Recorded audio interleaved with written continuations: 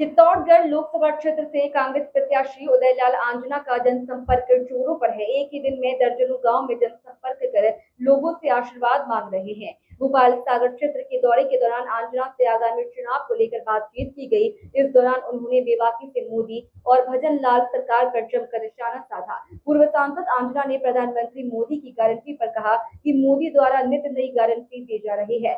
2014 की गई उन गारंटियों का क्या हुआ? मोदी ने जनता को 30 रुपए लीटर में पेट्रोल देने, काला धन लाने, हर साल 2 करोड़ लोगों को रोजगार उपलब्ध कराने और किसानों की आमदनी दोगुनी करने की गारंटी दी थी। उन गारंटी को पहले पूरा करें, उसके बाद नई गारंटी दें तो जनता का भला होगा। लोकसभा चुनाव के बाद बिजली के बिल आने लगेंगे, कुएं के बिल आने लगेंगे। चिरंजीवी योजना लगभग बंद कर आयुष्मान लागू कर दी गई, जिसका लोगों को कोई लाभ नहीं मिल रहा। कुल मिलाकर लोगों के दुखी होने के दिन आ रहे हैं। उन्होंने आम जनता से अपील करते हुए कहा, इस चुनाव में भाजपा को झटका दे दिया तो अशोक गहलोत सरकार द्वारा लागू की गई जन कल्याणकारी योजनाएं चालू रखने को मजबूर हो जाएंगे, अन्यथा यह सारी योजना बंद कर देंगे। मुझे 1 रुपए चाहिए, टांडा बाबूजी के पुजारी देवीलाल गुर्जर ने साफा पहनाकर स्वागत किया। इस मौके पर जिला अध्यक्ष भेरूलाल चौधरी, पूर्व विधायक शंकरलाल बेरा, मांगीलाल बेरवा, लक्ष्मी नारायण व्यास, कैलाश आंजना, कई कांग्रेसी कार्यकर्ता मौजूद थे।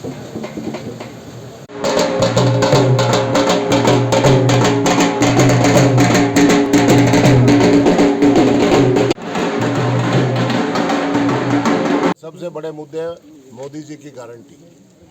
मोदी जी आज गारंटियाँ दे रहे हैं, लेकिन उन गारंटियों का क्या हुआ जो 2014 में पूरे हिंदुस्तान की जनता को इन्होंने दी थी कि हमारी सरकार आने दो, हम 30 रुपये लीटर पेट्रोल डीजल कर देंगे। उस समय मनमोहन सिंह जी के टाइम में 60 रुपये था। किसानों की आय दूनी कर देंगे, काला धन ले आएंगे, 2 करोड़ लोगों को रोजगार देंगे। वो गारंटी पूरी कर दीजिए मोदी जी, उसके बाद नई गारंटी दीजिए।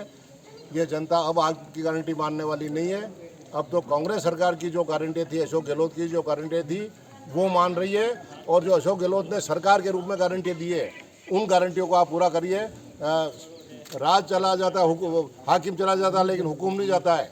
तो उस राजस्थान सरकार ने जो आदेश गरीबों के लिए दे रखे हैं, उन योजनाओं को बराबर चलाइए ताकि जनता आराम से रह सके। सर, बात की जा सकती है कि जिस तरह प्रदेश अध्यक्ष का जो लोकसभा में दौरा हो रहा है, उस तरह को लेकर कह रहे हैं किसानों को 1.5 लाख पट्टे वितरण किए। क्या अब इससे आप फील्ड में दौरा कर रहे हैं, क्या आपको लगता है कि 1.5 लाख अफीम के पट्टे जारी किए? मामले में जितना फ्रेब ये वर्तमान सांसद सीपी जोशी ने किया है, उतना फ्रेब किसी सांसद ने अभी तक नहीं किया। कब बोले ये विधानसभा लोकसभा में अफीम काश्तकारों के लिए? हर बार कहते हैं कि 1.5 लाख पट्टे दे रहे हैं और 60,000 पट्टे कट जाते हैं, और 50,000 पट्टे नहीं देने की बात करते हैं तो 10,000 पट्टे तो कम हुए नहीं। नई स्कीमें लाते हैं। सीपीएस, ये सीपीएस पद्धति भी, सीपी साहब तो हमारे सांसद साहब हैं और एस का मतलब सांसद होता है। तो इसे सीपीएस पद्धति ये लाए हैं जिससे काश्तकार बहुत दुखी है। अगर यही पद्धति चलती रही तो शायद किसान अफीम की खेती करना ही बंद कर दें। सर, बात की जा सकती है, क्या राजस्थान वर्तमान में सरकार क्या कानून व्यवस्था को लेकर जिस तरह अपराध बढ़ रहे हैं, क्या आप दौरे कर रहे हैं, क्या लग रहा है आपको सरकार के मामले को लेकर? 3 महीने के अंदर ही जितनी कानून व्यवस्था राजस्थान सरकार की खराब हुई है, अगर यही क्रम चलता रहेगा तो यहाँ लोगों का रहना दूभर हो जाएगा।